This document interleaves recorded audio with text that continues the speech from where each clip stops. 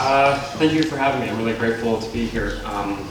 This community gave me my career, so thanks for the chance to chat for a couple of minutes. My name is Jeff. I help build tech companies, and I'm here to tell you a very early stage growth story, and I'm telling you the story of our first 100 customers. The company I'm helping build right now is called Keela. We build software for nonprofits. So here they are. Vancouver Metropolitan Orchestra, the Los Angeles Fire Department Foundation, United Nations Association of Canada. They all use Keela to digitize their work. Keela is an operating system for their nonprofit, a database for their donors, no more handwritten tax receipts for donations, just modern day technology for a sector that has historically lived in spreadsheets and printouts. The role I play is Chief Revenue Officer, which means I lead our go-to-market team of sales, marketing, and customer success professionals. So, Chief Revenue Officer, I sell to nonprofits. I'll pause briefly to highlight that irony. Chief Revenue Officer selling to nonprofits, and trust me, that irony is not lost on me on a daily basis. So, that's me, that's my market, that's my team, and that's my customer base. So let's talk about the first 100. This is pulled from our actual data. Now, I promise you, every startup in this city has a slide on their pitch deck that looks something like this. Look at our revenue growth, up and to the right. Everything's totally fine. We're just building a business. Look at us go. Sometimes what's lost in this story crafting is the real growth story. Here's ours. This is the real story of growing a customer base. A little more ups and downs than the last graph might illustrate. This is real life in an early stage startup. Each of those dips represents net new gray hairs on my head. And when I started at Keela, my first order of business was to start figuring out two things. Who is Keela for and why should they care? Business school will trick you into thinking this is what is your target market and your value proposition. To accomplish this, we had to focus. If you take anything from this presentation, remember this: two things kill startups: lack of cash and a lack of focus. So our focus was on sales. We purely used sales as a mechanism to start our growth and to start our journey to product market fit. And that was our 6 months, first 6 months. Build a sales funnel, get on a path to revenue and growth. That's the focus.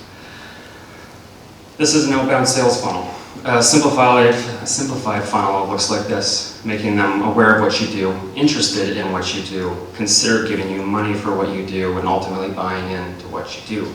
This isn't easy. It's thousands of emails, hundreds of no's, a handful of yeses, hundreds of discovery calls, setting up a CRM as you go. But every single human-to-human interaction in our story was ultimately leading us towards an empathetic answer to what this market needs. Remember, our focus was using outbound sales to find the start of our product market fit, and maintaining that focus allowed us to start figuring out how to consistently and predictably take a prospect from the top of the funnel and move them through to a paying customer. So with this focus came customers. We did it. It's working. It's up and to the right. And now we're starting to understand a little bit more about acquisition. Cool. So we're starting to feel pretty good about ourselves. But things, as a lot of you in this room will know, in early stageville, adjust quickly. Check out October 2017. Remember, what kills early stage startups? Lack of focus and also lack of cash. In the world of recurring revenue business models, your customers are your cash. So customer retention story comes to life on October 2017. And you can see the drop. This was actually our top sales month. Net new, we made $18 in revenue. So in Keela folklore, we call October 2017 Red October. We were so focused on bringing customers in the door, ensuring the funnel was full, ensuring conversion rates were good, that we completely lost sight that we had to expand our focus to retention and customer success. This is when we built an hourglass. So this is our new funnel. Ultimately, customers are cash. We need to keep our cash in the door. So let's flip the funnel and talk about what matters in ensuring the cash stays in the door. Adoption. Adoption of the product and the onboarding experience. How quickly can you shorten your time to value for your new customer? Retention comes back to the support you provide and the success programs you put in place for your customers. Expansion, notes the importance of upsell and cross-selling and growing the account. Finally, advocacy. How do you get these people, your customer base, telling, in our case, their nonprofit friends and their peers about us? Keela, it's so easy to use and their team is phenomenal, so supportive, so Canadian. So focus evolves, just like most things in startup land. It's an iterative process, but it's always there. First we focus on sales, then we were focused on a customer experience hourglass. Now we're focused on a flywheel, having those paying customers becoming advocates and contributing to our top of funnel with referrals. We're rallying around how to create a customer experience that facilitates referrals. My entire team, their performance metrics, their day-to-day all dovetail into this hourglass in some way, shape, or form. And ultimately our goal as a team is taking a market from completely unaware of who we are to ultimately becoming a Keela advocate. It's essentially the future of our business. One more time, I can't stress this enough. Two things kill startups: lack of cash and a lack of focus. So for those of you building tech companies, especially with the calendar year flipping over here, it's a good opportunity to think about where your focus lies. Focus brought Keela its first 100 customers in 14 months. Focus brought us our next 100 customers in 6 months. Continued and iterative focus has us on a path to 100 new customers every 2 months. And we're on a path to building a sustainable business, or as Drizzy would say, we started from the bottom, now we're here. Thanks.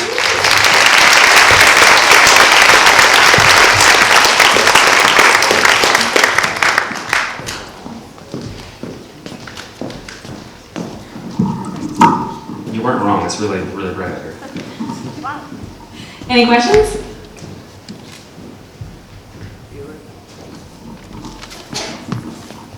Uh-oh. What happened after March? After March. After March? Yeah. It does a lot more of that. Super fun times. A little more up and to the right. I did notice in your presentation that part where it says once you close, pop champagnes, make it rain. Mm-hmm. Crucial.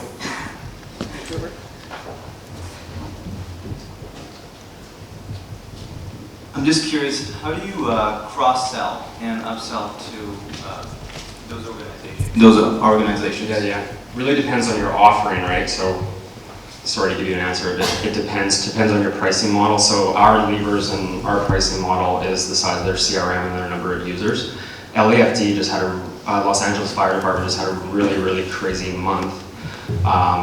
In our case, they had a crazy month because of all those fires that were going on in California. So they took on a whole whack of donations and it ballooned their CRM, so they had to go up a couple of packages. So that's our context. Other organizations will have additional products that you can further kind of integrate into like their customer success. So it really, really comes down to the model.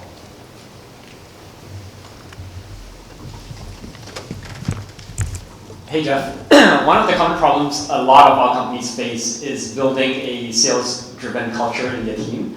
Can you speak a bit into how an early founder or early startup can start to recruit some of the first salespeople and start to build the sales-driven culture in the team? I think it starts with the founding team, right?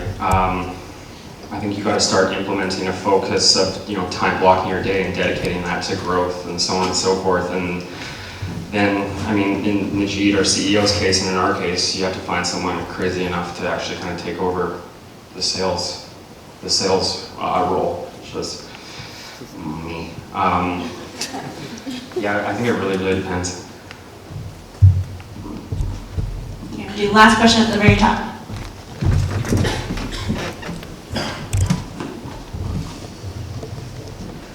And another thing in our context was like I said, we started with sales. So I don't think we had any hiring. We had no hiring spend in the first 5 quarters of Keela, marketing spend. It was all outbound sales. So I mean, we had it in there kind of foundationally. Hey, thanks for sharing your story, Jeff. I'm just curious to understand your projection and how you grew the team. How did you know when to hire sales and when to hire customer success, if you hired customer success at all?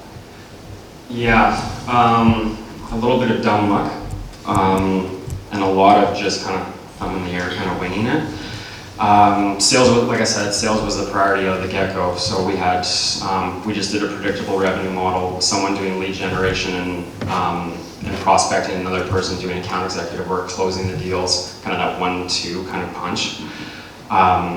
And kind of got that model rolling. And then as soon as we had customers, it was like, hey, we have to start servicing and supporting these customers. And I bet you that was at around 50 or 60. We're like, wait, we haven't even added value to these customers post-sale. We just assumed the product would do it itself, which is a really, really naive thing to do. And then, I don't know, for me, like my first 10 hires, it was, you eventually get to the point where like, well, I need to hire someone significantly smarter than myself to do this. Like, you don't want me touching, digital marketing and that kind of stuff. So, leaning on mentors a lot, they'll get gut, and ultimately you're bringing on people that kind of solve your growth challenges with you. Cool. Cool, thanks, Hill.